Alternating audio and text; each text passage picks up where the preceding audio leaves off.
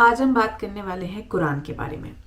कुरान जो है वो इस्लाम का सर्वोच्च मानी गई किताब है जो अल्लाह के संदेशों को हम तक पहुंचाती है, ऐसा कहा गया है कुरान के बारे में। मुसलमानों में तमाम डिफरेंसेस होते हैं, ठीक है, लेकिन उसके बाद भी कुरान को एक आसमानी और अल्लाह द्वारा भेजी अंतिम किताब माना गया है, जिसे अल्लाह ने अपने फरिश्ते के थ्रू, जिसका नाम जिब्राइल है, वो उसके ज़रिए पैगंबरे इस्लाम हज़रत मोहम्मद साहब तक पहुंचवाया था। तो इसलिए वो कुरान को पूजते हैं एंड कुरान उनका फाइनल वर्डिक्ट होता है जो हर कोई फॉलो करता है। तो ये होली बुक है मुस्लिम्स के लिए। नाउ मैं जैसे ही पढ़ रही थी तो मुझे कुछ और बातें पता चली। जैसे यूजुअली हम बोलते हैं कि साइंस जो है वो इन सारी चीज़ों को नहीं मानता, चाहे वो हिंदू हो मुस्लिम हो, साइंस की एक अपनी कहानी है क्योंकि वो फैक्ट्स एंड फिगर्स पे बात करता है। वहीं ये माइथोलॉजिकल चीज़ें या ये होली बुक्स जो हैं इनकी अपनी एक कहानी होती है, चाहे वो कुरान हो, चाहे वो बाइबल हो, चाहे वो गुरु ग्रंथ साहिब हो, या फिर वो हिंदुओं में भागवत गीता या रामायण हो। लेकिन पढ़ते पढ़ते I have come across a video जहाँ पे आप लोगों ने मुझे सजेस्ट करा है देखने के लिए, जहाँ पे कुरान की कुछ बातें जो साइंस में प्रूव हो गई हैं, वो लिंक कैसे बना है, क्या है वो बातें, वो देखने के लिए मैं खुद एक्साइटेड हूँ। तो हम ये देखेंगे वीडियो पर। एक बार फिर से आप सभी का स्वागत है चैनल के AKRO के रिएक्शन पे। मैं हूँ कविता और जैसे मैंने आपको बताया कि आज का टॉपिक है कुरान की कुछ बातें जो विज्ञान ने खुद साबित करी हैं, तो वो हम आज देखने वाले हैं। अगर आपको ये नहीं पता है तो आप मेरे साथ डेफिनेटली इसको देखिए और इससे इन्फॉर्मेशन गैदर करिए। चैनल को लाइक शेयर सब्सक्राइब करना मत भूलिएगा और आप सबके सपोर्ट के लिए बहुत बहुत बहुत शुक्रिया। तो आइए बिना देरी किए पहले इस वीडियो को शुरू करते हैं, उसके बाद देखते हैं कि किस हद तक ये वीडियो सही था। वीडियो शुरू करने से पहले ये जानना ज़रूरी है कि कुरान कोई साइंस की किताब नहीं है, मगर कुरान में कई साइंटिफिक और हिस्टोरिकल फैक्ट्स मिलते हैं जिनमें से कुछ बातों को समझने में तो हम सफल हुए हैं, लेकिन अभी भी कई ऐसी बातें कुरान में मिलती हैं जिन्हें हम आज तक समझने की कोशिश कर रहे हैं। कुरान में कुछ ऐसी भविष्यवाणी भी की गई हैं जो अब तक सच हो चुकी हैं। आइए मिलकर जानते हैं कुरान के सबसे चौंकाने वाले तथ्य। नंबर 1, ऑरिजिन ऑफ लाइफ, जीवन की उत्पत्ति। हम सभी जानते हैं कि पानी जीवन के लिए सबसे ज़रूरी तत्व है। कुरान इसी विचार में एक असाधारण दावा करता है। कुरान कहती है कि जिंदगी पानी में पैदा हुई है। पानी को ही पृथ्वी पर जीवन की उत्पत्ति के लिए मूल तत्व माना गया है। इसकी पुष्टि इस बात से होती है कि पृथ्वी पर रहने वाले समस्त प्राणियों के सेल्स या कोशिकाएं पानी से बनी हुई है। मिसाल के लिए किसी भी जंतु की कोशिकाएं या साइटोप्लाज्म 80% पानी होता है। फैक्ट ये है कि जीवित प्राणी ज़्यादातर पानी से ही बने होते हैं और इसकी पुष्टि माइक्रोस्कोप के आविष्कार के बाद ही हो पाई है। अरब के रेगिस्तान में रहने वालों की ये सोच अपने आप में हैरान कर देने वाली है कि पृथ्वी पर जीवन पानी के कारण ही संभव है। नंबर 2, आयरन, लोहा। लोहा प्राकृतिक रूप से धरती पर पाई जाने वाली धातु नहीं है, ये धरती पर अंतरिक्ष से आया है। ये अपने आप में चौंकाने वाली बात है, मगर ये सच है। वैज्ञानिकों ने ये खोज लिया है कि अरबों साल पहले पृथ्वी की टक्कर उल्कापिंड से हुई थी। अद्भुत बात यह है कि ये उल्कापिंड लोहे से भरे हुए थे और पृथ्वी से टकराने के कारण जबरदस्त विस्फोट हुआ जिसमें ये फैल गए। कुरान का लोहे की उत्पत्ति पर 57-25 आयत में कहना है, हमने लोहे को नीचे धरती पर भेजा है समस्त मानव जाति के फायदे के लिए। लोहा धरती का नहीं मगर दूसरी दुनिया से आया है। इस बात की पुष्टि 7वीं शताब्दी के वैज्ञानिकों द्वारा करना नामुमकिन सा लगता है। Number 3, skies protection. आसमान हमारी हिफाजत करता है। पृथ्वी को सूर्य की हानिकारक किरणों से बचाने में आसमान एक बहुत ही महत्वपूर्ण रोल अदा करता है। अगर आसमान नहीं होता तो सूर्य की रेडिएशन पृथ्वी पर समस्त जीवन को जला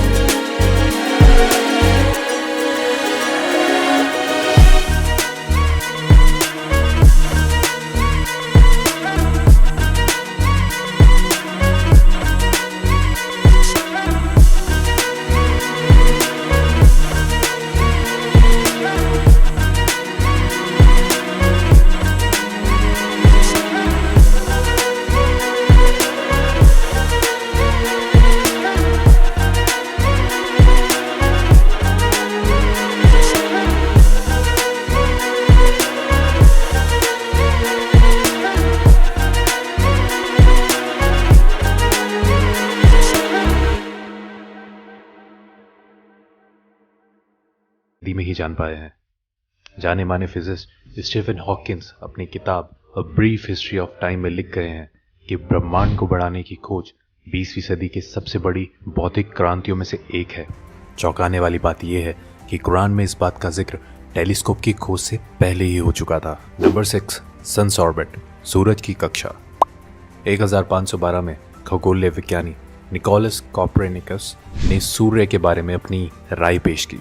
उनके मुताबिक सूर्यमंडल में सूर्य अपने कक्ष में स्थिर रहता है और बाकी के ग्रह उसके इर्द गिर्द चक्कर लगाते हैं।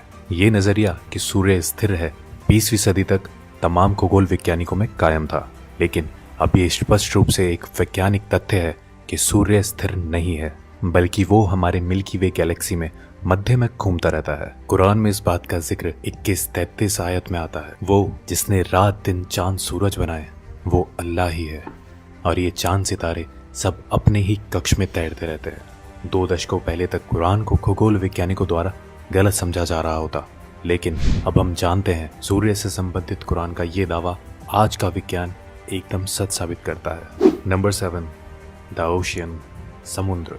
कुरान 24-40 आयत में कल्पना का आधार बनाकर गहरी बातों को हम तक पहुंचाना चाहती है। इसमें लिखा है, गहरे समुद्र के अंधेरे जो लहरों से घिरे हुए हैं, लहरों के नीचे हैं, उसके ऊपर बादल हो और उसके ऊपर फिर अंधेरा हो, एक के ऊपर एक छाए हुए हो, इतने अंधेरे कि अपने हाथ भी आपको दिखाई ना दे, और जिसको अल्लाह रोशनी ना दे उसको कहीं भी रोशनी नहीं मिल सकती। आमतौर पर यह समझा जाता है कि लहरें समुद्र के ऊपरी सतह पर चलती है। हालांकि समुद्री विज्ञानिकी इस बात की पुष्टि कर चुके हैं कि लहरें केवल समुद्र के ऊपरी सतह पर ही नहीं बल्कि नीचे भी होती हैं। ये लहरें इंसानों को दिखाई नहीं देती, इनको सिर्फ कुछ खास यंत्रों के द्वारा ही पता लगाया जा सकता है। कुरान समुद्र की गहराइयों के अंधेरों के ऊपर चलने वाली लहरें और उसके ऊपर चलने वाली लहरें और उसके ऊपर बादलों के बारे में हमें बताती है। कुरान की ये बात सिर्फ इसलिए काबिल तारीफ नहीं है कि वो समुद्र की अंदरूनी लहरों के बारे में बात करती है, बल्कि इसलिए भी है कि ये समुद्र की गहराइयों के अंधेरों को भी बयां करती है। आज के टाइम में भी इंसान बिना ब्रीथिंग इक्विपमेंट यूज किए केवल 70 मीटर गहराइयों तक ही जा सकता है। वहां तक कुछ रोशनी जरूर होती है, मगर हम 1000 मीटर की बात करते हैं तो वहां घनघोर अंधेरा रहता है। कुछ 1400 साल पहले ये सब पता लगाना कैसे मुमकिन हुआ, ये अपने आप में रहस्य है। नंबर 8, लाइंग एंड मूवमेंट्स, झूठ और हमारी हरकतें। अबू जहील नाम का एक बहुत ही अत्याचारी निर्दयी शासक पैगंबर मोहम्मद के समय में हुआ था। अल्लाह ने कुरान में उसको चेतावनी देने के लिए 96, 15 और 16 की आयत में फरमाया है कि इस बात में कोई शक नहीं, अगर ये बाज ना आया तो हम उसके मत्थे को पकड़कर घसीटेंगे, ऐसा मत्था जो झूठा और पापी है। अल्लाह ने कुरान में उस शख्स को झूठा नहीं कहा, बल्कि उसके मत्थे को, जो कि दिमाग का अगला हिस्सा है, उसको झूठा और गुनहगार कहा है। यह आयत 2 वजह से बहुत खास है। पहली ये कि हमारे दिमाग के सामने वाला हिस्सा हमारी सोची समझी हरकतों का जिम्मेदार होता है। इसे फ्रंटल लोब के नाम से भी जाना जाता है। दूसरा ये फ्रंटल लोब ही दिमाग के झूठ बोलने वाले काम को कंट्रोल करता है।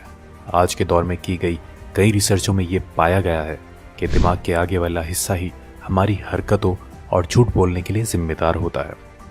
फ्रंटल लोब के ये फंक्शन 20वीं सदी में तमाम मेडिकल इक्विपमेंट्स आने के बाद ही हमें पता चले हैं, जबकि कुरान इस तरफ इशारे कब का कर चुका है। नंबर 9, पेन रिसेप्टर्स, दर्द को महसूस करने वाले टिश्यूज। काफ़ी लंबे समय तक यही समझा जाता रहा है कि महसूस करना और दर्द का अंदाज़ा करने वाले टिश्यूज दिमाग में होते हैं। हालांकि ये बाद में खोजा गया कि दर्द को महसूस करने वाले टिश्यूज दिमाग में नहीं, हमारी खाल पर ही मौजूद होते हैं, और इनके बिना दर्द को महसूस नहीं किया जा सकता। इससे संबंधित कुरान की 456 आयत को गौर से देखें तो उसमें लिखा है, जिन लोगों ने हमारे खुलासों को झूठ समझा है, हम उन्हें आग में झुलसाएंगे। जब उनकी खाल जल जाएगी, हम उन्हें उसके बदले नई खाल देंगे, ताकि वो दर्द को निरंतर महसूस करते रहें। बेशक अल्लाह सर्वशक्तिमानी भी है और बुद्धिमान भी।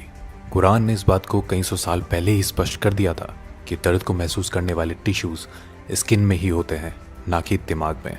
ये खोज हाल ही में जीव विज्ञान में किए जाने वाली कई खोजों में से एक है।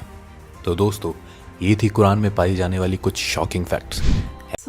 ये सुन के तो मुझे एक्चुअली लग रहा है it's really interesting and I am curious कि कैसे आपको ये हिंट हुआ है। वैसे ऐसी कुछ बातें हमारे रामायण या हमारे भगवत गीता में भी लिखी गई हैं जो ये सारी चीज़ों का इशारा करती हैं। यानी पहले जो भी चीज़ें हुई, जिस भी तरह से ये पूरा प्रोसेस ऑफ एवोल्यूशन हुआ है, हाँ कुछ बातें ऐसी हैं जो काफ़ी पहले कर दी गई थी विदाउट टेक्नोलॉजी, विदाउट इतना रिसर्च के, इतने डेटा फैक्ट्स के, एंड वो आज हम फॉलो कर रहे हैं। तो ये चीज़ तो मैं डेफिनेटली मानती हूँ। आप मुझे बताइए कि आपको ये कितनी हद तक ये बातें सच लगी या आपका इस पे क्या सोचना है। और ओवरऑल ये बहुत अच्छी वीडियो थी, काफ़ी नॉलेजेबल था, काफ़ी अच्छी इन्फॉर्मेशन मिली। तो आप सब अपना ध्यान रखिएगा। मैं मिलती हूँ आपसे अगले वीडियो में। चैनल को लाइक शेयर सब्सक्राइब करना ना भूलें और अपना ध्यान रखिए। तो मैं मिलती हूँ आपसे अगले वीडियो में। जय हिंद, शब्बा खैर, बाय बाय।